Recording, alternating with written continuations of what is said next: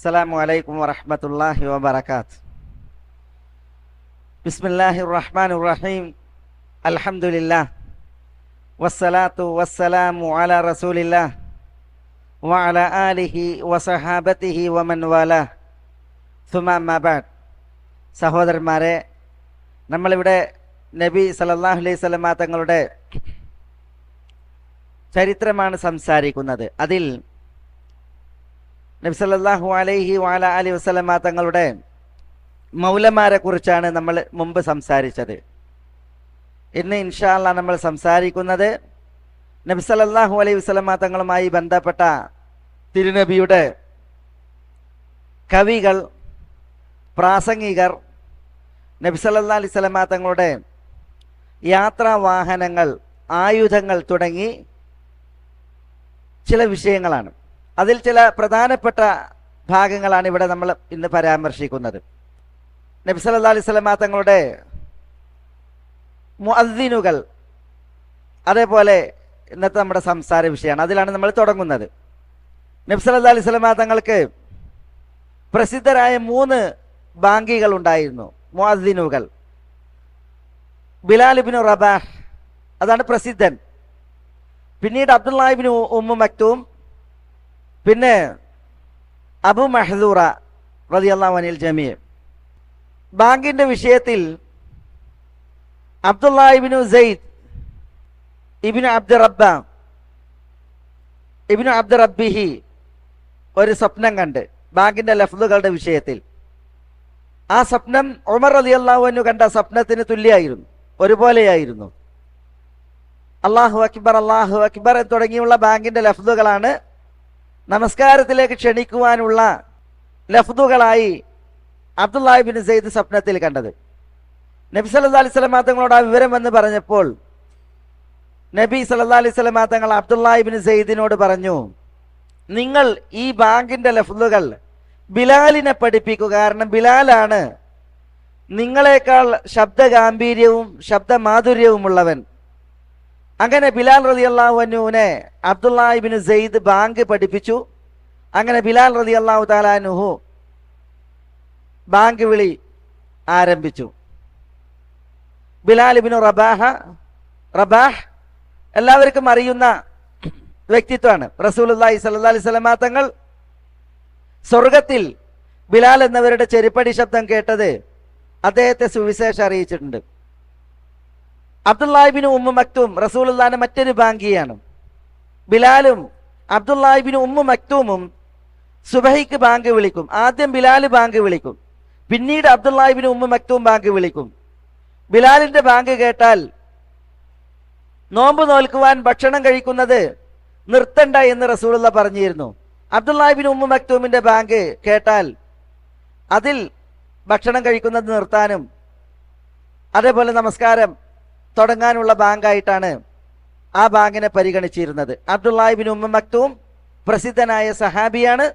നബി സല്ലല്ലാഹു അലൈഹി വസല്ലമ തങ്ങളെ അല്ലാഹു സുബ്ഹാനഹു വ തആല ഗുണദോഷിച്ചുകൊണ്ടുള്ള വചനം അബസ വതവല്ല അൻ ജാഅഹുൽ അഅമ എന്ന സൂറത്തിന്റെ ആദ്യ ഭാഗങ്ങൾ അവതരിപ്പിക്കുന്നത് ഈ ബാങ്കിയുടെ വിഷയത്തിലാണ്. അബ്ദുല്ലാഹി ഇബ്നു ഉമ്മു മക്തൂം എന്ന ബാങ്കിയുടെ വിഷയത്തിലാണ്.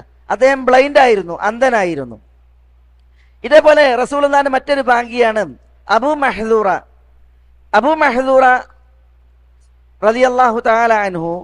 അദ്ദേഹം മക്കം ഫതഹിന് ശേഷമാണ് ഇസ്ലാം സ്വീകരിക്കുന്നത്. നബി സല്ലല്ലാഹു അലൈഹി വസല്ലം തങ്ങൾ മക്കം ഫതഹാക്കി പിന്നീട് ഹുനൈനിലേക്കും മറ്റുമൊക്കെ പോയി തന്റെ യുദ്ധവിജയങ്ങൾ പൂർത്തിയാക്കി റസൂലുള്ളാഹി മടങ്ങുമ്പോഴാണ് റസൂലുള്ളാഹി സ്വല്ലല്ലാഹു അലൈഹി വസല്ലം തങ്ങൾക്ക് നമസ്കരിക്കാൻ സമയമായപ്പോൾ ബാങ്ക് വിളിക്കപ്പെട്ടു. മുസ്ലിമീങ്ങൾ ബാങ്ക് വിളിക്കുന്നതിനെ കളിയാക്കി അബു മഹ്ദൂറയും കൂട്ടുകാരും ബാങ്ക് വിളിക്കേണ്ടായി. അവർ ഇസ്ലാം സ്വീകരിച്ചിട്ടില്ല, കുട്ടികളാണ്. അവർ കളിയാക്കിയിട്ട് മുസ്ലിമീങ്ങൾ ബാങ്ക് കൊടുത്തതിനെ കളിയാക്കി ബാങ്ക് കൊടുത്തപ്പോൾ നബി സല്ലല്ലാഹു അലൈഹി വസല്ലം തങ്ങൾ അതിലൊരാളെ ശബ്ദം നല്ല ശബ്ദമായിട്ട് കേട്ടു. അപ്പൊ അവരെ വിളിച്ചു, എന്നിട്ട് ഓരോരുത്തരെ കൊണ്ട് ബാങ്ക് കൊടുപ്പിച്ചു. അങ്ങനെ അബു മഹ്ദൂറയുടെ ശബ്ദം നല്ല ശബ്ദമായിരുന്നു. അപ്പൊ റസൂലുള്ളാഹി സ്വല്ലല്ലാഹു അലൈഹി വസല്ലം തങ്ങൾ അബു മഹ്ദൂറയെ മക്കയിലെ ബാങ്കിയായിട്ട് നിശ്ചയിച്ചു. അദ്ദേഹം ഇസ്ലാം സ്വീകരിച്ചതിന് ശേഷം അബു മഹ്ദൂറ പറയുന്നത് റസൂലുള്ളാഹിന്റെ നെഞ്ചിലൊന്ന് കൊട്ടി. എനിക്ക് ഏറ്റവും വെറുപ്പുള്ള ആളായിരുന്നു റസൂലുള്ളാഹി സ്വല്ലല്ലാഹി അലൈഹി വസല്ലം തങ്ങൾ. പക്ഷെ അതിൽ പിന്നെ എനിക്ക് ഏറ്റവും ഇഷ്ടപ്പെട്ട വ്യക്തി റസൂലായിരുന്നു. റസൂലുള്ളാഹി സ്വല്ലല്ലാഹി അലൈഹി വസല്ലം തങ്ങൾ അബൂ മഹ്ദൂറയെ നേരിട്ട് മക്കയുടെ ബാങ്കിയായിട്ട് നിശ്ചയിക്കുകയാണ് ഉണ്ടായത്. ഇതാണ് റസൂലുള്ളാഹി സ്വല്ലല്ലാഹി അലൈഹി വസല്ലം തങ്ങളുടെ പ്രസിദ്ധനായ 3 ബാങ്കിമാർ, ബിലാലും അബ്ദുല്ലാഹി ഇബ്നു ഉമ്മി മക്തൂമും അബൂ മഹ്ദൂറയും. ഈ അബൂ മഹ്ദൂറയുടെ ചരിത്രം നമ്മൾ വായിക്കുമ്പോൾ മനസ്സിലാക്കേണ്ട ഒരു സംഗതി, അബൂ മഹ്ദൂറ റസൂലുള്ളാഹി സ്വല്ലല്ലാഹി അലൈഹി വസല്ലം തങ്ങളെ കണ്ടുമുട്ടിയ ഏതാനും നിമിഷങ്ങളിൽ അബൂ മഹ്ദൂറ ഇസ്ലാം സ്വീകരിക്കുകയാണ്. പറയുമ്പോൾ അബൂ മഹ്ദൂറ റസൂലുള്ളാഹിനെ ഏറ്റവും വെറുത്തിരുന്ന വ്യക്തിയാണ്, ഇസ്ലാമിനെ ഏറ്റവും വെറുത്തിരുന്ന വ്യക്തിയാണ്. അതുകൊണ്ടാണ് ബാങ്കിനെ കളിയാക്കിയിട്ട് ബാങ്ക് കൊടുക്കുന്നത്. മക്കം ഫതഹിലും അബൂ മഹ്ദൂറ ഇസ്ലാം സ്വീകരിച്ചിട്ടില്ല, അതിനുശേഷം സ്വീകരിക്കുന്നത്. കാരണം ഇസ്ലാമിനോട് വെറുപ്പായിരുന്നു. പക്ഷെ അല്ലാഹു സുബ്ഹാനഹു വ തആല നബി സല്ലല്ലാഹു അലൈഹി വസല്ലം തങ്ങളെ കണ്ടുമുട്ടിയ ഏതാനും നിമിഷങ്ങളിൽ ഈ അബൂ മഹ്ദൂറയ്ക്ക് ഹിദായത്ത് നൽകി. എന്നാൽ റസൂലുള്ളാഹിയുമായി ഏറെ ബന്ധമുണ്ടായിരുന്ന നബി സല്ലല്ലാഹു അലൈഹി വസല്ലം തങ്ങളുടെ ഇഷ്ടപ്പെട്ടിരുന്ന വ്യക്തിയാണ് അബൂ താലിബ്. 42 വർഷം കൂടെ ഉണ്ടായിട്ടും അല്ലാഹു സുബ്ഹാനഹു വ തആല അബൂ താലിബിന് ഹിദായത്ത് നൽകിയില്ല. അപ്പൊ ഹിദായത്ത് ആർക്ക് അള്ളാഹു നൽകിയോ അത് അള്ളാഹുവിന്റെ ഔദാര്യവും അള്ളാഹുവിന്റെ അനുഗ്രഹമാണ്. അത് അള്ളാഹുവിന്റെ ഉടമസ്ഥതയിലാണ്. പഠിച്ചവൻ ആർക്കത് നിഷിദ്ധമാക്കിയോ അത് അവർക്ക് നിഷിദ്ധമാണ്. ഒരാൾക്ക് അത് വാങ്ങിക്കൊടുക്കാൻ സാധിക്കൂല എന്നതിന്റെ ഉദാഹരണം കൂടി ഇവിടെ അബൂ മഹ്ദൂറയുടെയും അബൂ താലിബിന്റെയും വിഷയത്തിൽ നമുക്ക് മനസ്സിലാക്കുവാൻ സാധിക്കും. ഇതാണ് തിരുനബിയുടെ ബാങ്കികൾ, മുഅദ്ദിനുകൾ. ഇനി റസൂലുള്ളാഹി സ്വല്ലല്ലാഹി അലൈഹി വസല്ലം തങ്ങളുടെ കവികളാണ്. അതൊന്ന് ഹസ്സാൻ ഇബ്നു സാബിത്തും മറ്റൊന്ന് ഉബയ്യ് ഇബ്നു കഅബും പിന്നീട് അബ്ദുല്ലാഹി ഇബ്നു റവാഹയുമാണ്. ഹസ്സാൻ ഇബ്നു സാബിത്ത്, ഉബയ്യ് ഇബ്നു കഅബ് അല്ല, കഅബ് ഇബ്നു മാലിക്, പിന്നെ അബ്ദുല്ലാഹി ഇബ്നു റവാഹ റളിയല്ലാഹു തആല അൻഹു. ഇതിൽ ഏറ്റവും പ്രസിദ്ധൻ ഹസ്സാൻ ഇബ്നു സാബിത്ത് ആണ്. ഹസ്സാൻ ഇബ്നു സാബിത്ത് 120 വർഷം ജീവിച്ചിട്ടുണ്ട്. റസൂലുള്ളാഹി സ്വല്ലല്ലാഹി അലൈഹി വസല്ലം തങ്ങളിൽ വിശ്വസിച്ചതിന് ശേഷം 60 വർഷവും ജാഹിലിയത്തിൽ 60 വർഷവും. ഇത് ഹസ്സാന്റെ പ്രത്യേകതയാണ്. ഈ ഹസ്സാൻ റളിയല്ലാഹു തആല അൻഹു റസൂലുള്ളാഹി സ്വല്ലല്ലാഹി അലൈഹി വസല്ലം തങ്ങളെ സഹായിക്കുന്ന മാർഗേണ ധാരാളം കവിത പാടിയിട്ടുണ്ട്. മുശ്രിക്കുകൾക്കെതിരിൽ നബി സല്ലല്ലാഹു അലൈഹി വസല്ലം തങ്ങളെ സപ്പോർട്ട് ചെയ്ത് ഹസ്സാൻ കവിത പാടിയപ്പോൾ നബി സല്ലല്ലാഹു അലൈഹി വസല്ലം തങ്ങൾ ചോദിച്ചിട്ടുണ്ട്, ഹസ്സാൻ നിങ്ങൾ എങ്ങനെ ഖുറൈശികളെ എതിർക്കും? ഞാൻ ഖുറൈശികളിൽപ്പെട്ടവനല്ലേ?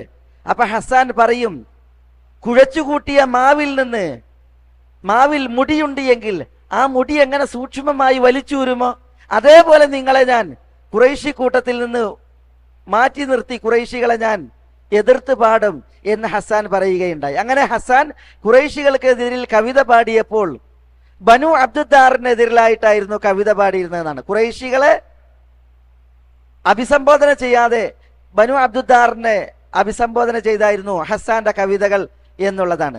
ഏതായാലും റസൂലുള്ളാഹി സ്വല്ലല്ലാഹു അലൈഹി വഅലൈഹി വസല്ലം തങ്ങളുടെ കവികളാണ് നമ്മൾ ഇവിടെ പരാമർശിച്ചത്. റസൂലുള്ളാഹിന്റെ പ്രാസംഗികന്മാരിൽ പ്രസിദ്ധൻ സാബിത്ത് ബിൻ ഖൈസ് റളിയല്ലാഹു തആല അൻഹുവാണ്. ഈ സാബിത്ത് ബിൻ ഖൈസ് ഉച്ചത്തിൽ നല്ല ശബ്ദഗാംഭീര്യമുള്ള വ്യക്തിയായിരുന്നു. ഉച്ചസ്ഥരം അദ്ദേഹം പ്രതിപാദിക്കുമായിരുന്നു.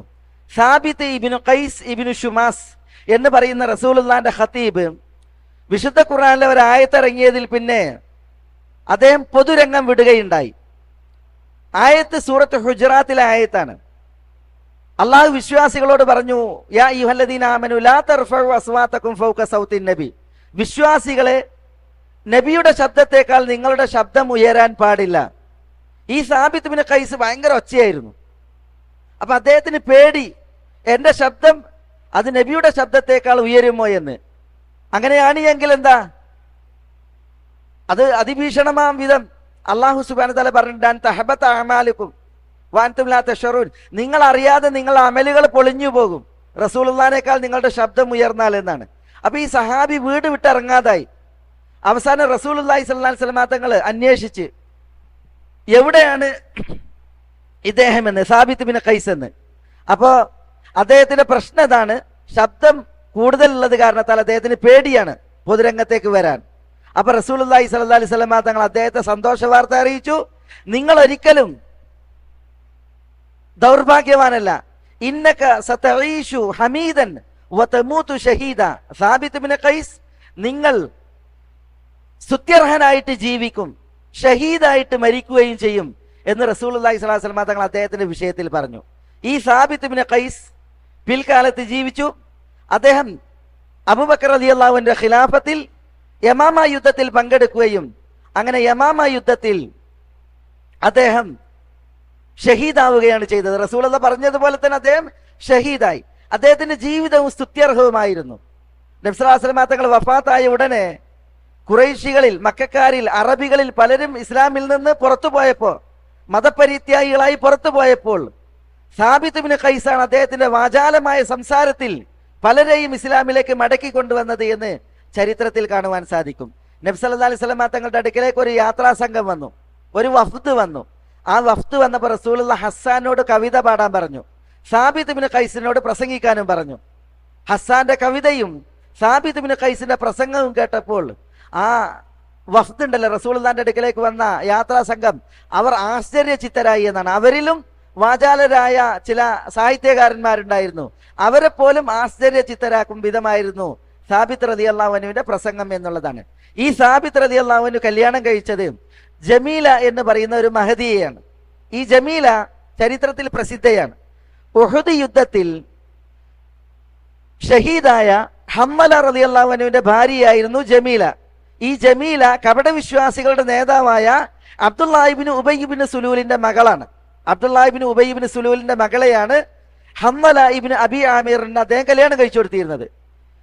ഈ ജമീലയുമായി വീട് കൂടി ശാരീരികമായി പ്രാപിച്ച ഉടനെയാണ് ഹമ്മല ഉഹദിലേക്ക് വരുന്നത്. അങ്ങനെ ഹമ്മല ഉഹദിൽ ഷഹീദായി. അദ്ദേഹം ഷഹീദായിട്ട് കിടക്കുകയാണ്. ഖുറൈശികൾ എല്ലാവരെയും ചിത്രവധം നടത്തിയിട്ടുണ്ട്, വികൃതാക്കിയിട്ടുണ്ട്. ഹമ്മലയെ ഒന്നും ചെയ്തിട്ടില്ല. കാരണം അദ്ദേഹത്തിന്റെ വാപ്പാനോടുള്ള ആദരവ് കൊണ്ട് ഖുറൈശികൾ ഹമ്മലയെ വെട്ടി നുറുക്കിയിട്ടില്ല. ഹമ്മല അങ്ങനെ കിടക്കുകയാണ്.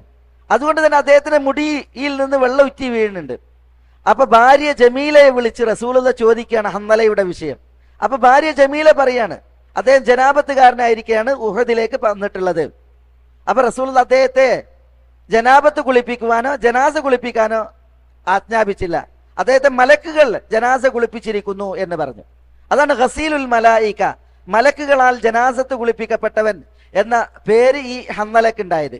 ഈ ഹമ്മല ഉഹുദിൽ ഷഹീദായപ്പോൾ അദ്ദേഹത്തിന്റെ ഭാര്യയായിരുന്നു ജമീല ബിൻത് അബ്ദുല്ലാഹി ഇബ്നു ഉബയ്യ് ഇബ്നു സുലൂൽ. കപടവിശ്വാസികളുടെ നേതാവായ അബ്ദുല്ലാഹി ഇബ്നു ഉബയ്യിന്റെ മകൾ ജമീല. ഈ ജമീലയായിരുന്നു സാബിത്ത് ഇബ്നു ഖൈസ് റളിയല്ലാഹു തആല അൻഹു കല്യാണം കഴിച്ചത്. സാബിത്ത് ജമീല ദമ്പതികൾക്ക് മുഹമ്മദ് എന്ന് പറയുന്ന ഒരു കുഞ്ഞ് ഉണ്ട് എന്നാണ് ചരിത്രത്തിൽ മനസ്സിലാക്കുവാൻ സാധിക്കുന്നത്. അതാണ് ചരിത്രത്തിൽ രേഖപ്പെടുത്തപ്പെട്ടിട്ടുള്ളത്. ഇപ്പോൾ നമ്മളിവിടെ പറഞ്ഞത് റസൂലുള്ളാഹിന്റെ മുഅദ്ദിനുകൾ, ബാങ്കികൾ, അതേപോലെ റസൂലുള്ളാഹി സ്വല്ലല്ലാഹു അലൈഹി വസല്ലം തങ്ങളുടെ കവികൾ, തിരുനബി സല്ലല്ലാഹു അലൈഹി വസല്ലം തങ്ങളുടെ പ്രാസംഗികൻ. ഇനി റസൂലുള്ളാഹി സ്വല്ലല്ലാഹു അലൈഹി വസല്ലം തങ്ങളുമായി ബന്ധപ്പെട്ട് നബി സല്ലല്ലാഹു അലൈഹി വസല്ലം തങ്ങളുടെ വാഹനങ്ങൾ, തിരുനബിക്ക് കുതിരകൾ ഉണ്ടായിരുന്നു, കോവർ കഴുതകൾ ഉണ്ടായിരുന്നു, അതേപോലെ തന്നെ കഴുതകൾ വാഹനമായിട്ടുണ്ടായിരുന്നു, അതേപോലെ ഒട്ടകങ്ങൾ ഉണ്ടായിരുന്നു. അതേപോലെ റസൂലുള്ളാഹി സ്വല്ലല്ലാഹു അലൈഹി വസല്ലം തങ്ങൾ ഉപയോഗിച്ചിരുന്ന ആയുധങ്ങൾ, ആ വിഷയങ്ങളൊക്കെ ബന്ധപ്പെട്ട് ചില ചരിത്രങ്ങൾ നമുക്ക് ഉണ്ട്. നമ്മളിത് പഠിക്കുന്നത് എന്തിനാണെന്ന് വെച്ചാൽ, ഒന്ന് ഏറ്റവും ആദ്യമായിട്ട് മനസ്സിലാക്കാനുള്ളത്, ഒരു വ്യക്തിയെ നമ്മൾ സ്നേഹിക്കുമ്പോൾ ആ വ്യക്തിയുമായി ബന്ധപ്പെട്ടതെല്ലാം നമ്മൾ സ്നേഹിക്കും. നമുക്ക് ഈ ദുനിയാവിൽ ഏറ്റവും സ്നേഹമുള്ള പടപ്പ്, അള്ളാഹുവിന്റെ സൃഷ്ടി, അത് റസൂലുള്ളാഹി സ്വല്ലല്ലാഹു അലൈഹി വസല്ലം തങ്ങളാണ്. അതുകൊണ്ട് തന്നെ റസൂലുള്ളാഹി സ്വല്ലല്ലാഹു അലൈഹി വസല്ലം തങ്ങളുമായി ബന്ധപ്പെട്ടതെല്ലാം നമ്മൾ സ്നേഹിക്കുക എന്നുള്ളത് സ്വാഭാവികമാണ്. അതുകൊണ്ടാണ് ഈ വിഷയങ്ങൾ അറിയുവാൻ വേണ്ടിയിട്ട് നമ്മൾ ഇവിടെ ഒത്തുകൂടുകയും ഈ നമ്മുടെ ഈ നോമ്പിന്റെ സമയത്ത് നമ്മൾ ഇതൊരു പരാമർശിക്കുവാനുള്ള ഒരു വിഷയമാക്കുകയും ചെയ്തിട്ടുള്ളത്. അള്ളാഹു സുബ്ഹാനഹു വ തആല സാക്ഷിയാണ് നമ്മൾ അള്ളാഹുവിന്റെ റസൂലിനെ സ്നേഹിക്കുന്നു എന്നുള്ളത്. അതുകൊണ്ട് തന്നെ ഈ മജ്ലിസിൽ അള്ളാഹു നമ്മളെ ഒന്നിപ്പിച്ചതുപോലെ അവന്റെ സ്വർഗത്തിൽ റസൂലുള്ളാഹിന്റെ അയൽവാസികളായി ഒത്തുകൂടുവാൻ അള്ളാഹു നമ്മളെ എല്ലാവരെയും അനുഗ്രഹിക്കുമാറാവട്ടെ. ഇവിടെ റസൂലുള്ളാഹിയുമായി ബന്ധപ്പെട്ട വസ്തുക്കളെ കുറിച്ച് നമ്മൾ സംസാരിക്കുമ്പോൾ നമ്മൾ അനിവാര്യമായി മനസ്സിലാക്കേണ്ട ഒരു വിഷയം എന്താന്ന് വെച്ചാൽ, ഇന്ന് റസൂലുള്ളാഹിന്റെ ശേഷിപ്പുകൾ എന്ന് പറഞ്ഞ്, തിരുശേഷിപ്പുകൾ എന്ന് പറഞ്ഞ് ആളുകൾക്ക് കച്ചവട ചരക്കുകളാക്കാൻ ചില വിഭവങ്ങൾ ആളുകൾ കൊണ്ടെടുക്കുന്നുണ്ട്. ആളുകൾ തിരുനബിയുടേതാണെന്ന് പറഞ്ഞ് തിരുകേശം, അതേപോലെ തന്നെ റസൂലുള്ളാഹിന്റെ ചെരുപ്പാണെന്ന് പറഞ്ഞ്, റസൂലുള്ളാഹിന്റെ പുതപ്പാണ് എന്ന് പറഞ്ഞ് ഇതുകൊണ്ടൊക്കെ കച്ചവടം ചെയ്യുന്ന ഒരു ഏർപ്പാടുണ്ട്. അതും ഒരു ചൂഷണത്തിന്റെ വസ്തുവകകളായിട്ട് മനുഷ്യന്മാർ കൊണ്ടു നടക്കുന്ന ഒരു ദുനിയാവിലാണ് നമ്മളുള്ളത്. അപ്പൊ ഇതൊക്കെ ചരിത്രത്തിൽ ഉണ്ടായിരുന്നു. ഇതുമായി ബന്ധപ്പെട്ടൊക്കെ ഇതൊക്കെ കച്ചവടച്ചരക്കാക്കുകയാണോ ചെയ്തിരുന്നത്? ഇതുകൊണ്ടൊക്കെ ബിസിനസ് പഠിപ്പിക്കുകയാണോ ചെയ്തിരുന്നത്? അതല്ല, എന്താണ് ഇതുമായി ബന്ധപ്പെട്ട് നമുക്ക് മനസ്സിലാക്കുവാൻ ചരിത്രത്തിൽ നിന്നുള്ളത്? ഇതുകൂടി അറിയാനാണ് നമ്മൾ ഇതൊക്കെ ഇവിടെ ഉണർത്തുന്നത്. നബി സല്ലല്ലാഹു അലൈഹി വസല്ലം തങ്ങളുടെ ആദ്യത്തെ യാത്രാവാഹനമായിരുന്നു റസൂലുള്ളാന്റെ ഒരു കുതിര. സക്ബ് എന്ന പേരിലാണ് ആ കുതിര അറിയപ്പെട്ടിരുന്നത്. ആദ്യമായി റസൂൽ ഉപയോഗിച്ചിരുന്നത് ഈ സക്ബ് എന്ന് പറയുന്ന കുതിരയായിരുന്നു. അത് ബനു ഫസാറ ഗോത്രത്തിൽ നിന്ന് 10 ഊഖിയ നൽകി റസൂലുള്ളാഹി സ്വല്ലല്ലാഹി അലൈഹി വസല്ലം തങ്ങൾ വാങ്ങിയതായിരുന്നു. ഇതേപോലെ മറ്റൊരു കുതിരയാണ് മുർത്തജിസ്. റസൂലുള്ള ഉപയോഗിച്ചിരുന്ന മറ്റൊരു കുതിരയാണ് മുർത്തജിസ്. ഈ മുർത്തജിസ് എന്ന് പറയുന്ന കുതിരയെ റസൂലുള്ള ഗ്രാമത്തിൽ നിന്ന് വാങ്ങി, ബദുക്കളിൽ നിന്ന് വാങ്ങി, ഗ്രാമീണ അറബികളിൽ നിന്ന് വാങ്ങി റസൂലുള്ളാഹി സ്വല്ലല്ലാഹി അലൈഹി വസല്ലം തങ്ങൾ മദീനയിലേക്ക് കൊണ്ടുവന്നപ്പോൾ ഒരു ചരിത്രമുണ്ട്. ആ ചരിത്രം നമ്മൾ ഇവിടെ മനസ്സിലാക്കേണ്ടത് അനിവാര്യമാണ്. അതെന്താ? ഖുസൈമ ഇബ്നു സാബിത്തുമായി ബന്ധപ്പെട്ടാണ് ആ ചരിത്രം. റസൂലുള്ള ഗ്രാമത്തിൽ പോയി ഒരു ആറാബിയോട് ഈ മുർത്തജിസ് എന്ന് പറയുന്ന കുതിരക്ക് വില പറഞ്ഞ്, കച്ചവടം ഉറച്ച്, പൈസ മദീനത്ത് നിന്ന് തരാന്ന് പറഞ്ഞ്, കടം പറഞ്ഞ് പൈസ മദീനത്ത് നിന്ന് തരാ എന്ന് പറഞ്ഞു. അങ്ങനെ ഓക്കെ, കച്ചവടം ഉറച്ച് റസൂലുള്ള ഗ്രാമത്തിൽ നിന്ന് മദീനയിലേക്ക് വരികയാണ്. ഈ ആറാബി കുതിരനായിട്ട് വരികയാണ്. അപ്പൊ വഴിയിൽ നിന്ന് ഈ കുതിരയെ കണ്ടപ്പോ ചിലരൊക്കെ ഈ കുതിരക്ക് വില പറയാൻ തുടങ്ങി. അവർക്ക് അറിയില്ല റസൂലുള്ള ഇതിനെ കച്ചവടം ഉറപ്പിച്ച വിവരം. അങ്ങനെ ആളുകൾ ആറാബിയോട് വില പറയാൻ തുടങ്ങി. റസൂലുള്ളാഹി സ്വല്ലല്ലാഹി അലൈഹി വസല്ലം തങ്ങൾ പറഞ്ഞതിലേറെ വില ചിലർ പറഞ്ഞു. അപ്പൊ ആറാബി എന്ത് ചെയ്ത് വഴിയിൽ വെച്ച് ഇതിനെ വേറെ ആക്കി വിറ്റ്. കൂടുതൽ അറാബികൾക്ക് അങ്ങനെയാണ്, അവർക്കൊരു ഇതുണ്ടാവില്ല. നാടൻ ഭാഷയിൽ പറയില്ലേ, ചക്കരക്ക് അകമ്പുറമെല്ലാം തെങ്ങിനും കവുങ്ങിനും ഒക്കെ ഒരു തളപ്പ് അറിയില്ല എന്ന മാതിരിയാണ്.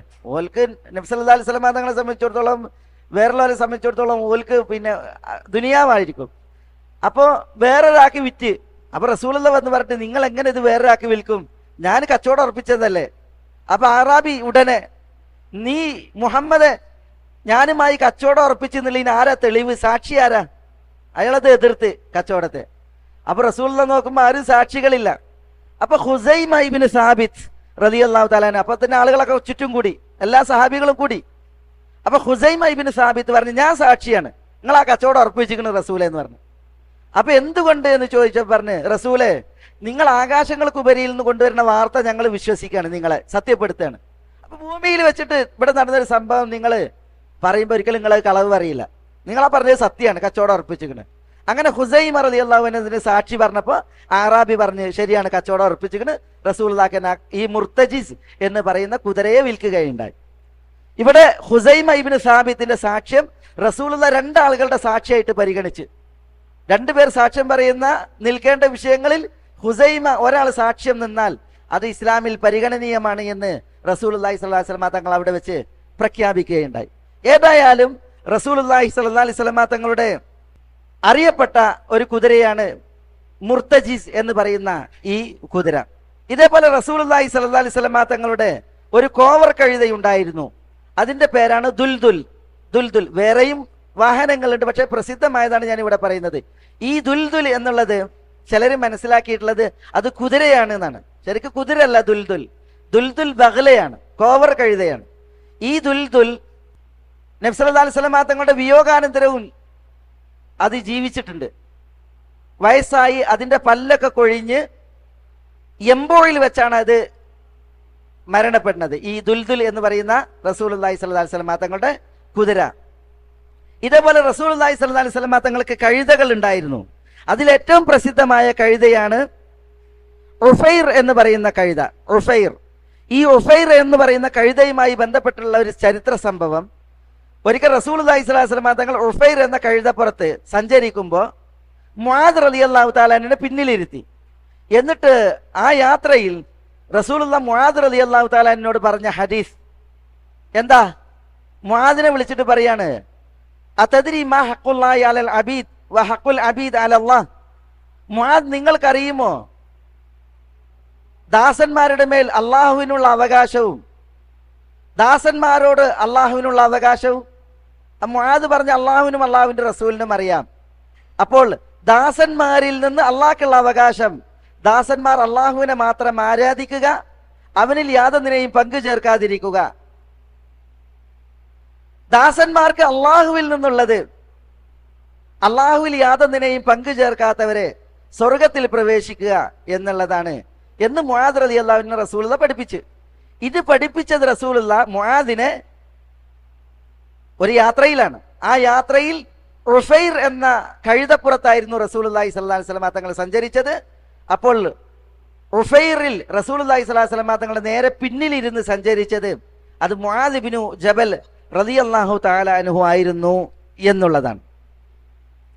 ഇതാണ് റസൂലുള്ളാഹി സ്വല്ലല്ലാഹി അലൈഹി വസല്ലം തങ്ങളുടെ പ്രസിദ്ധമായ ഈ ഉഫൈർ എന്ന് പറഞ്ഞ കഴുതയുമായി ബന്ധപ്പെട്ടുള്ളതായ ചരിത്രം. ഇനി റസൂലുള്ളാഹി സ്വല്ലല്ലാഹി അലൈഹി വസല്ലം തങ്ങളുടെ ഒട്ടകമാണ്. തിരുനബി സ്വല്ലല്ലാഹി അലൈഹി വസല്ലം തങ്ങൾക്ക് ഒട്ടകങ്ങൾ പലതുണ്ടായിരുന്നു. അതിൽ ഏറ്റവും പ്രസിദ്ധമായത് റസൂലുള്ളാഹിന്റെ ഖസ്വ എന്ന് പറയുന്ന ഒട്ടകമാണ്. അതാണ് അദ്ബ എന്ന പേരിലും അറിയപ്പെടുന്നത്. രണ്ട് പേരാണ്, ഖസ്വ അതേപോലെ തന്നെ അദ്ബ. ഈ അദ്ബ എന്ന് പറയുന്ന ഒട്ടകം ഇതാണ് റസൂലുള്ളാഹിന്റെ മെയിൻ വാഹനം. ഏറ്റവും പ്രസിദ്ധമായ മെയിൻ വാഹനം അത് ഖസ്വ എന്ന് പറയുന്ന ഒട്ടകമാണ്. ഈ ഒട്ടകപ്പുറത്താണ് റസൂലുള്ളാഹി സ്വല്ലല്ലാഹി അലൈഹി വസല്ലം തങ്ങൾ തന്റെ ചരിത്ര പ്രസിദ്ധമായ ഹിജ്റയും അതേപോലെ തന്നെ റസൂലുള്ളാഹി സ്വല്ലല്ലാഹി അലൈഹി വസല്ലം തങ്ങളുടെ ഹജ്ജും നിർവഹിച്ചിട്ടുള്ളത് ഖസ്വ ഒട്ടകപ്പുറത്ത്. അതേപോലെ ഈ ഒട്ടകപ്പുറത്താണ് റസൂലുള്ളാഹി സ്വല്ലല്ലാഹി അലൈഹി വസല്ലം തങ്ങൾ ഉംറ നിർവഹിക്കാൻ വേണ്ടിയിട്ട് മദീനയിൽ നിന്ന് മക്കയിലേക്ക് പോയിട്ടുള്ളത്. തിരുനബിയുടെ മദീന ഹിജ്റക്ക് സാക്ഷിയാണ് ഈ മൃഗം. അതുകൊണ്ടാണ് മദീന ഹിജ്റയിൽ റസൂലുള്ളാഹി സ്വല്ലല്ലാഹി അലൈഹി വസല്ലം തങ്ങൾ ഈ ഒട്ടകപ്പുറത്ത് വരികയാണ്. അപ്പൊ ഈ ഒട്ടകത്തിന്റെ കയറ് പിടിച്ച് ഓരോരുത്തരും മദീനയിൽ റസൂലുള്ളാഹി എത്തിയപ്പോൾ തങ്ങളുടെ വീട്ടിലേക്ക് റസൂലുള്ളാഹിനെ ക്ഷണിക്കുകയാണ്.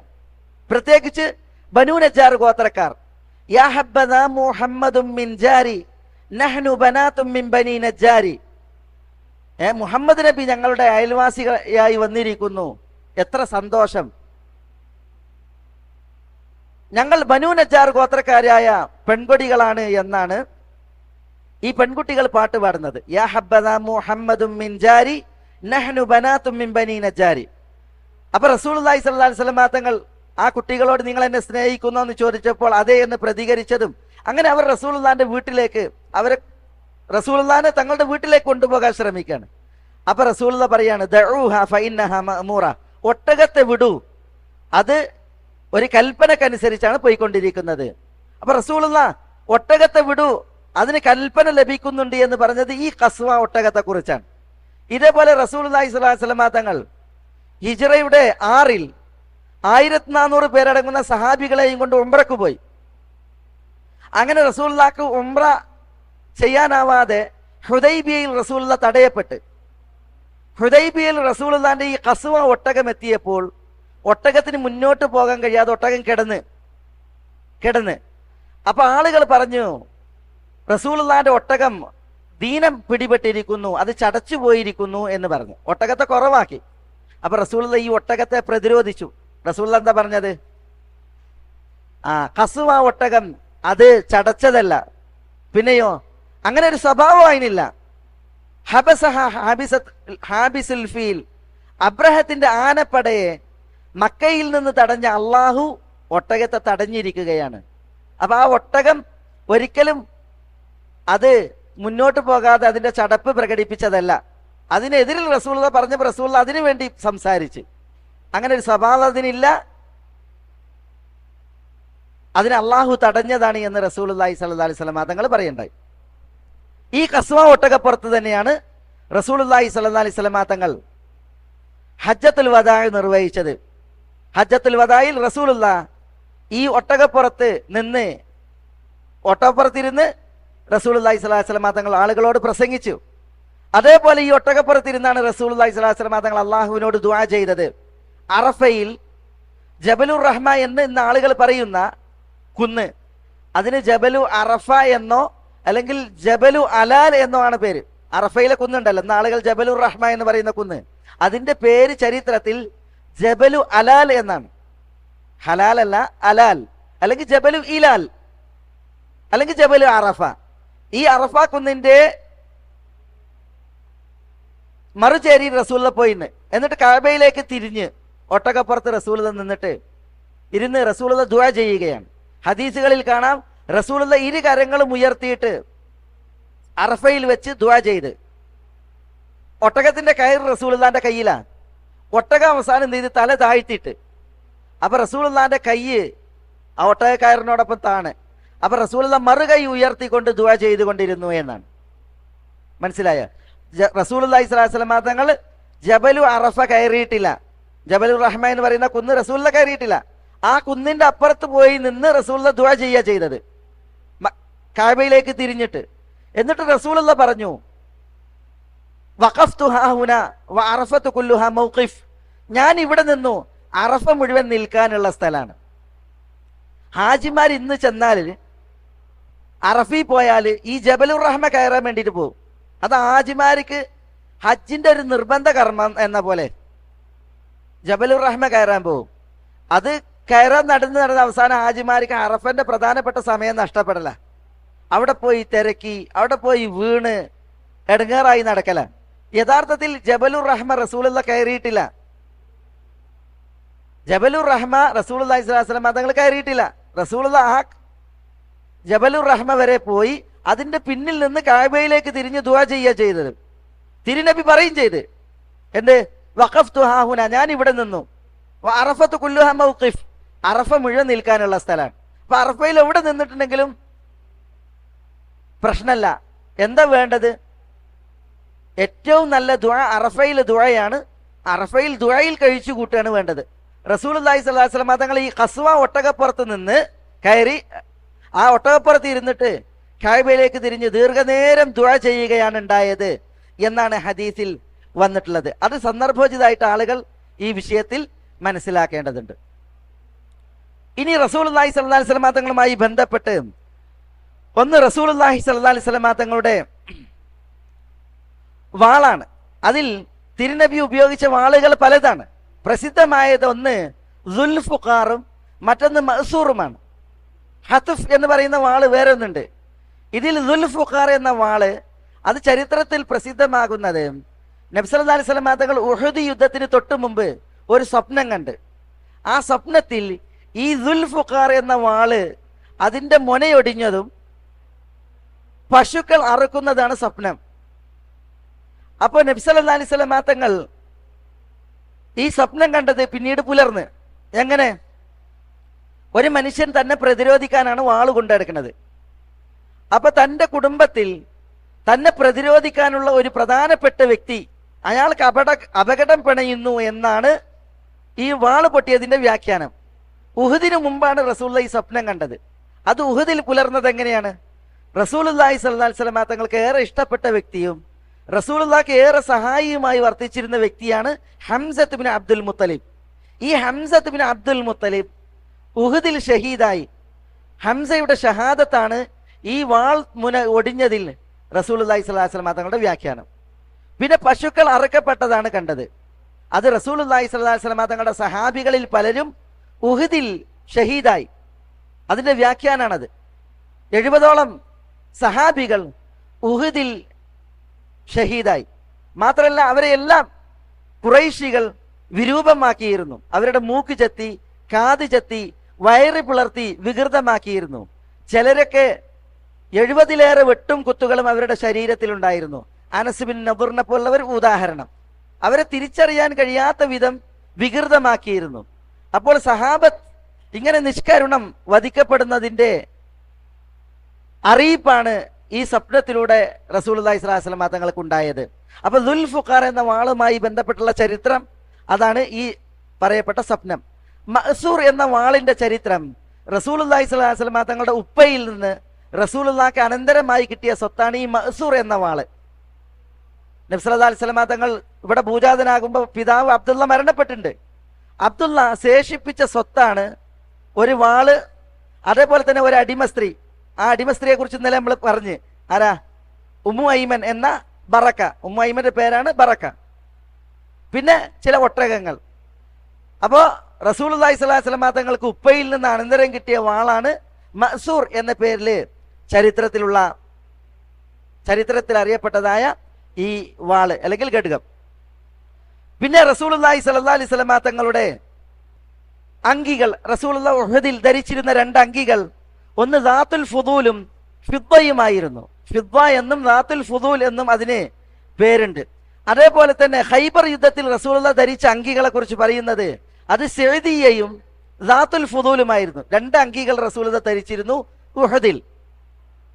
അങ്കി, ഇരുമ്പിന്റെ ചട്ട, അത് റസൂലുള്ളാഹി ധരിച്ചിരുന്നു 2 എണ്ണം. അതിനൊന്നിന് ഫിദ്ദ എന്നും മറ്റൊന്നിന് ദാത്തുൽ ഫുദൂൽ എന്നും പറയും. ഉഹദിൽ ധരിച്ചത് അവ രണ്ടുമാണ്. അതേപോലെ ഖൈബറിലും റസൂലുള്ളാഹി 2 അങ്കികൾ ധരിച്ചിരുന്നു. അത് ഒന്ന് ദാത്തുൽ ഫുദൂലും മറ്റൊന്ന് സെഅദിയയുമായിരുന്നു എന്ന് ചരിത്രത്തിൽ കാണാൻ സാധിക്കും. ഇതൊക്കെ റസൂലുള്ളാഹി സ്വല്ലല്ലാഹി അലൈഹി വസല്ലം തങ്ങളുടെ ആയുധങ്ങളുമായി ബന്ധപ്പെട്ട് ചരിത്രത്തിൽ വന്ന രേഖകളാണ്. ഇതല്ലാതെ വേറെ വാളുകൾ, അതേപോലെ അങ്കികൾ, റസൂലുള്ളാഹി ഉപയോഗിച്ച വില്ലുകൾ, അതേപോലെ തന്നെ അമ്പുകൾ തുടങ്ങിയവയുടെ ചരിത്രവും നമുക്ക് കാണുവാൻ സാധിക്കും. തിരുനബി സല്ലല്ലാഹി അലൈഹി വസല്ലം തങ്ങളുടെ വസ്ത്രങ്ങളുമായി ബന്ധപ്പെട്ട് ചില പരാമർശങ്ങൾ ഇവിടെ നമ്മൾ ശ്രദ്ധിക്കേണ്ടതുണ്ട്. അബൂ മൂസൽ അശ്അരി പറയാണ്, റസൂലുള്ളാഹി സ്വല്ലല്ലാഹി അലൈഹി വസല്ലം തങ്ങളുടെ വിയോഗാനന്തരം ഞാൻ ഉമ്മുൽ മുഅ്മിനീൻ ആയിഷ റളിയല്ലാഹു തആല അൻഹയെ കാണാൻ പോയി.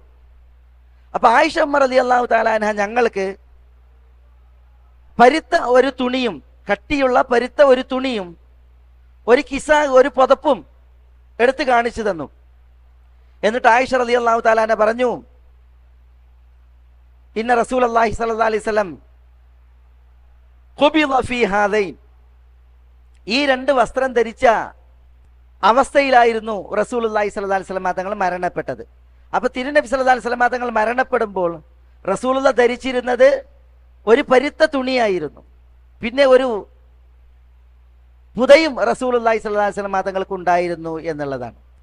ഇതേപോലെ ഉമ്മുൽ മുഅ്മിനീൻ റളിയല്ലാഹു തആല അൻഹ പറയാണ്, കാന ഫിറാഷു റസൂലില്ലാഹി സ്വല്ലല്ലാഹി അലൈഹി വസല്ലം മിൻ ഉദുമിൻ ഹശ്വുഹു ലീഫ്, റസൂലുള്ളാഹി സ്വല്ലല്ലാഹി അലൈഹി വസല്ലം തങ്ങളുടെ വിരിപ്പ് അത് തോലിന്റെ വിരിപ്പായിരുന്നു. തോലിന്റെ വിരിപ്പായിരുന്നു. ഈത്തപ്പനപ്പട്ട കൊണ്ട് മെടഞ്ഞ രീതിയിൽ തോലിന്റെ വിരിപ്പായിരുന്നു റസൂലുള്ളാഹി സ്വല്ലല്ലാഹി അലൈഹി വസല്ലം തങ്ങളുടേത്.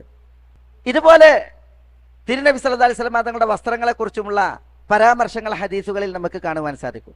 ഇവിടൊക്കെ നമ്മൾ മനസ്സിലാക്കേണ്ട ഒരു ചരിത്രം, ഇപ്പൊ നമ്മൾ ഇന്ന് പറഞ്ഞത് റസൂലുള്ളാഹി സ്വല്ലല്ലാഹി അലൈഹി വസല്ലം തങ്ങളുടെ വാഹനങ്ങളെ കുറിച്ച് പറഞ്ഞു. അതേപോലെ തന്നെ റസൂലുള്ളാഹി സ്വല്ലല്ലാഹി അലൈഹി വസല്ലം തങ്ങൾ ഉപയോഗിച്ച ആയുധങ്ങളിൽ വാളിനെ കുറിച്ച് പറഞ്ഞു, അങ്കിയെ കുറിച്ച് പറഞ്ഞു, തിരുനബി സല്ലല്ലാഹി അലൈഹി വസല്ലം തങ്ങളുടെ വസ്ത്രങ്ങളുമായി ബന്ധപ്പെട്ട് പറഞ്ഞു.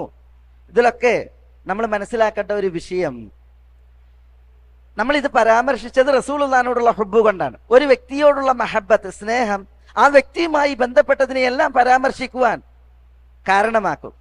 അതുകൊണ്ട് തന്നെ റസൂലുള്ളാഹിയുമായി ബന്ധപ്പെട്ടതിനോടെല്ലാം നമുക്ക് മഹബ്ബത്തുണ്ട്, ഇഷ്ടമുണ്ട്. അതുകൊണ്ടാണ് നമ്മളത് പഠിക്കണത്, പറയുന്നത്.